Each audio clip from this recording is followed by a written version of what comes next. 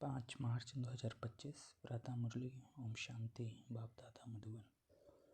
मीठे बच्चे, खुशी जैसी खुराक नहीं। तुम खुशी में चलते फिरते पैदल करते बाप को याद करो तो पावन बन जाएंगे। प्रश्न, कोई भी कर्म विकर्म ना बने उसकी युक्ति क्या है? उत्तर, विकर्मों से बचने का साधन है श्रीमत। बाप की जो पहली श्रीमत है कि अपने को आत्मा समझ बाप को याद करो, इस श्रीमत पर चलो तो तुम विकर्माजीत बन जाएंगे। ओम शांति। रूहानी बच्चे यहाँ भी बैठे हैं और सभी सेंटर्स पर भी हैं। सभी बच्चे जानते हैं कि अभी रूहानी बाप आया हुआ है। वह हमको इस पुरानी चीची पतित दुनिया से फिर घर ले जाएंगे। बाप आए ही हैं पावन बनाने और आत्माओं से ही बात करते हैं। आत्मा ही कानों से सुनती है क्योंकि बाप को अपना शरीर तो है नहीं। इसलिए बाप कहते हैं मैं शरीर के आधार से अपनी पहचान देता हूँ। मैं इस साधारण तन में आकर तुम बच्चों को पावन बनने की युक्ति बताता हूँ। वह भी हर कल्प आकर तुमको यह युक्ति बतलाता हूँ। इस रावण राज्य में तुम कितने दुखी बन पड़े हो। रावण राज्य शोक वाटिका में तुम हो। कलयुग को कहा ही जाता है दुखधाम। सुखधाम है कृष्णपुरी स्वर्ग, वह तो अभी है नहीं। बच्चे अच्छी रीति जानते हैं कि अभी बाबा आया हुआ है हमको पढ़ाने के लिए। बाप कहते हैं तुम घर में भी स्कूल बना सकते हो। पावन बनना और बनाना है। तुम पावन बनेंगे तो फिर दुनिया भी पावन बनेगी। अभी तो यह भ्रष्टाचारी पतित दुनिया है। अभी है रावण की राजधानी। इन बातों को जो अच्छी रीति समझते हैं वह फिर औरों को भी समझाते हैं। बाप तो सिर्फ कहते हैं बच्चे अपने को आत्मा समझ मुझ बाप को याद करो, औरों को भी ऐसे समझाओ। बाप आया हुआ है, कहते हैं मुझे याद करो तो तुम पावन बन जाएंगे। कोई भी आसुरी कर्म नहीं करो। माया तुमसे जो छीछी कर्म कराएगी वह कर्म जरूर विकर्म बनेगा। पहले नंबर में जो कहते हैं ईश्वर सर्वव्यापी है, यह भी माया ने कहलाया ना। माया तुमसे हर बात में विकर्म ही कराएगी। कर्म अकर्म विकर्म का राज भी समझाया है श्रीमत पर। आधा कल्प तुम सुख भोगते हो, आधा कल्प फिर रावण की मत पर दुख भोगते हो। इस रावण राज्य में तुम भक्ति जो करते हो नीचे ही उतरते आए हो। तुम इन बातों को नहीं जानते थे, बिल्कुल ही पत्थर बुद्धि थे। पत्थर बुद्धि और पारस बुद्धि गाते तो है ना। भक्ति मार्ग में कहते भी हैं हे ईश्वर इनको अच्छी बुद्धि दो तो यह लड़ाई आदि बंद करें। तुम बच्चे जानते हो बाबा बहुत अच्छी बुद्धि अभी दे रहे हैं। बाबा कहते हैं मीठे बच्चे, तुम्हारी आत्मा जो पतित बनी है उनको पावन बनाना है। याद की यात्रा से भल घूमो फिरो। बाबा की याद में तुम कितना भी पैदल करके जाएंगे तुमको शरीर भी भूल जाएगा। गाया जाता है ना, खुशी जैसी खुराक नहीं। मनुष्य धन कमाने लिए कितना दूर दूर खुशी से जाते हैं। यहाँ तुम कितने धनवान संपत्तिवान बनते हो। बाप कहते हैं मैं कल्प कल्प आकर तुम आत्माओं को अपना परिचय देता हूँ। इस समय सभी पतित हैं जो बुलाते रहते हैं कि पावन बनाने लिए आओ। आत्मा ही बाप को बुलाती है। रावण राज्य में शोक वाटिका में सभी दुखी हैं। रावण राज्य सारी दुनिया में है। इस समय है ही तमो प्रधान सृष्टि। सतो प्रधान देवताओं के चित्र खड़े हैं। गायन भी उन्हों का है। शांति धाम सुख धाम जाने के लिए मनुष्य कितना माथा मारते हैं, यह थोड़े ही कोई जानते हैं। भगवान कैसे आकर भक्ति का फल हमको देगा। तुम अभी समझते हो हमको भगवान से फल मिल रहा है। भक्ति के 2 फल हैं, एक मुक्ति दूसरा जीवन मुक्ति। यह समझने की बड़ी महीन बातें हैं। जिन्होंने शुरू से लेकर बहुत भक्ति की होगी वह ज्ञान अच्छी रीति लेंगे तो फल भी अच्छा पाएंगे। भक्ति कम की होगी तो ज्ञान भी कम लेंगे, फल भी कम पाएंगे। हिसाब है ना, नंबरवार पद है ना। बाप कहते हैं मेरा बनकर विकार में गिरा तो गोया मुझे छोड़ा। एकदम नीचे जाकर पड़ेंगे। कोई तो गिरकर फिर उठ पड़ते हैं, कोई तो बिल्कुल ही गटर में गिर जाते हैं। बुद्धि बिल्कुल सुधरती ही नहीं। कोई को दिल अंदर खाता है, दुख होता है। हमने भगवान से प्रतिज्ञा की और फिर उनको धोखा दे दिया। विकार में गिर पड़ा, बाप का हाथ छोड़ा, माया का बन पड़ा। वो फिर वायुमंडल ही खराब कर देते हैं, श्रापित हो जाते हैं। बाप के साथ धर्मराज भी है ना।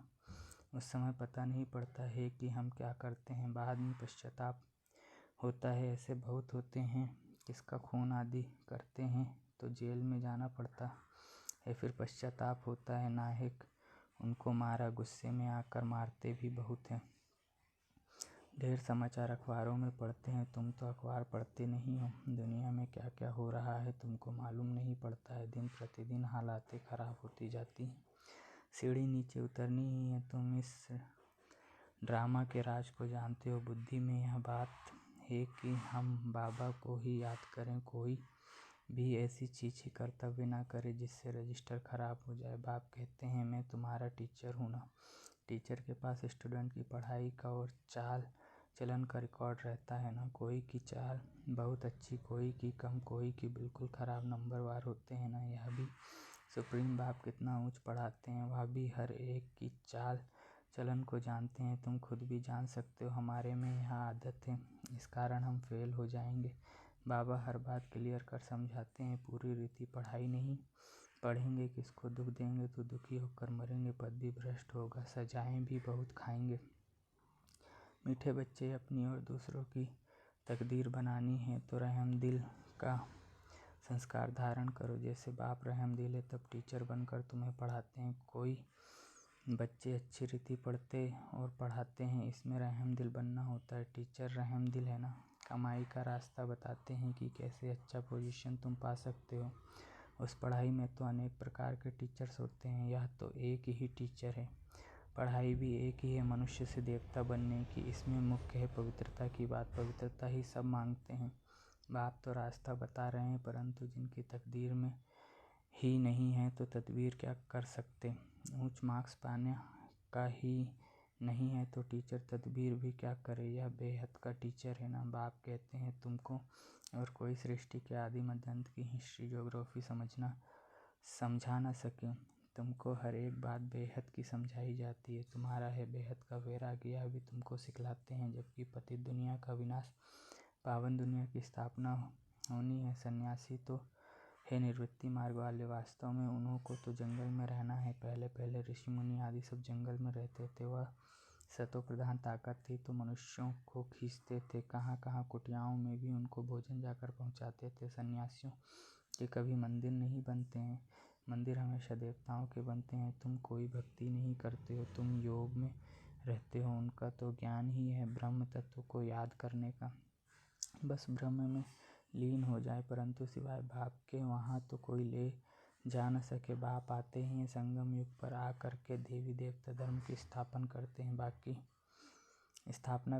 बाकी सबकी आत्माएं वापस चली जाती हैं, क्योंकि तुम्हारे लिए कोई दुनिया चाहिए ना। पुरानी दुनिया का कोई भी रहना नहीं चाहिए। तुम सारे विश्व के मालिक बनते हो, यह तो तुम जानते हो। जब हमारा राज्य था तो सारे विश्व पर हम ही थे, दूसरा कोई खंड नहीं था। वहाँ ज़मीन तो बहुत रहती है, यहाँ ज़मीन कितनी है। फिर भी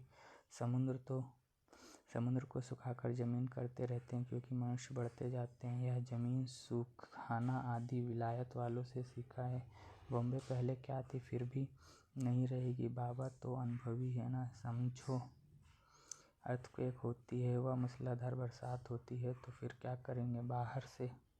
बाहर तो निकल नहीं सकेंगे। नेचुरल कैलेमिटीज़ तो बहुत आएंगी, नहीं तो इतना विनाश कैसे होगा। सतयुग में तो सिर्फ थोड़े भारतवासी ही होते हैं। आज क्या है कल क्या होगा, यह सब तुम बच्चे ही जानते हो। यह ज्ञान और कोई दे न सके। बाप कहते हैं तुम पतित बने हो, इसलिए अब मुझे बुलाते हो कि आकर पावन बनाओ। तो जरूर आएंगे, तब तो पावन दुनिया स्थापन होगी न। तुम बच्चे जानते हो, बाबा आया हुआ युक्ति कितनी अच्छी बतलाते हैं। भगवान वाच मन मना भाव, देह सहित देह के सभी संबंधों को तोड़ मामे कम याद करो। इसमें ही मेहनत है। ज्ञान तो बहुत सहज है, छोटा बच्चा भी झट याद कर लेगा। बाकी अपने को आत्मा समझ और बाप को याद करे, वह इम्पॉसिबल है।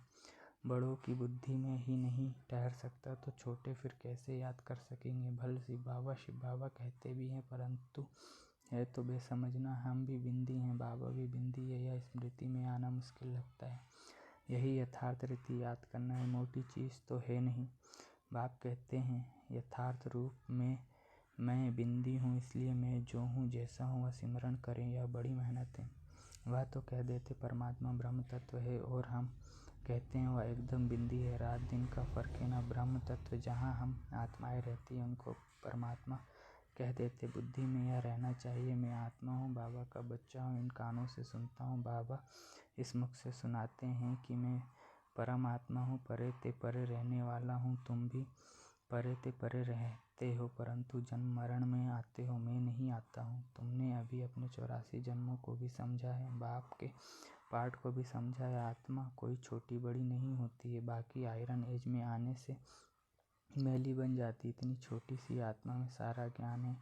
बाप भी इतना छोटा है ना, परंतु उनको परमात्मा कहा जाता है। वह ज्ञान का सागर है, तुमको आकर समझाते हैं। इस समय तुम जो पढ़ रहे हो कल्प पहले भी पढ़ा था, जिससे तुम देवता बने थे। तुम्हारे में सबसे खोटी तकदीर उन्हों की है जो पतित बन अपनी बुद्धि को मलिन बना देते हैं, क्योंकि उनमें धारणा हो नहीं सकती। दिल अंदर खाती रहेगी, औरों को कह ना सके पवित्र बनो, अंदर समझते हैं पावन। बनते बनते हमने हार खाली की कमाई चट हो गई, फिर बहुत समय लग जाता है। एक ही चोट जोर से घायल कर देती है, रजिस्टर खराब हो जाता है। बाप कहेंगे तुम माया से हार गए, तुम्हारी तकदीर खोटी है। माया जीत जगत जीत बनना है। जगत जीत महाराजा महारानी को ही कहा जाता है, प्रजा को थोड़े ही कहेंगे।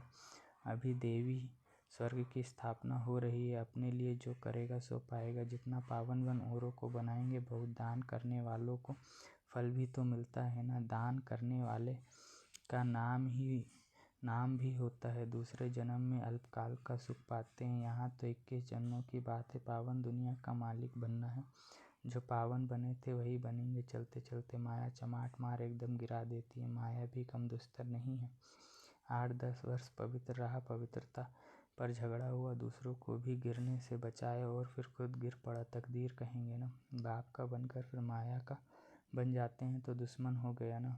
खुदा दोस्त की भी एक कहानी है ना। बाप आकर बच्चों को प्यार करते हैं, साक्षात्कार कराते हैं। बिगर कोई भक्ति करने के भी साक्षात्कार होता है, तो दोस्त बनाया ना। कितने साक्षात्कार होते थे, फिर जादू समझ हंगामा करने लगे तो बंद कर दिया। फिर पिछाड़ी में तुम बहुत साक्षात करते रहेंगे। आगे कितना मज़ा होता था वह देखते देखते भी कितने कट हो गए। भट्टी से कोई ईंटें पक कर निकली, कोई कुछ कच्ची रह गईं, कोई तो एकदम टूट पड़े। कितने चले गए। अभी वह लखपति करोड़पति बन गए हैं। समझते हैं हम तो स्वर्ग में बैठे हैं। अब स्वर्ग कहाँ, अब स्वर्ग यहाँ कैसे हो सकता है। स्वर्ग तो होता ही है नई दुनिया में। अच्छा, मीठे मीठे सिकलते बच्चों प्रति माता पिता बाप दादा का याद प्यार और गुड मॉर्निंग। रूहानी बाप की रूहानी बच्चों को नमस्ते। मुझ रूहानी बच्चे की रूहानी माता पिता मम्मा बाबा बाप दादा को याद प्यार गुड मॉर्निंग और नमस्ते। शुक्रिया बाबा, शुक्रिया आपका पद्मा पदम गुणा, शुक्रिया। धारणा के लिए मुख्य सार। पहला है, अपनी ऊंची तकदीर बनाने के लिए रहम दिल बन पढ़ना और पढ़ाना है। कभी भी किसी आदत के वश हो अपना रजिस्टर खराब नहीं करना है।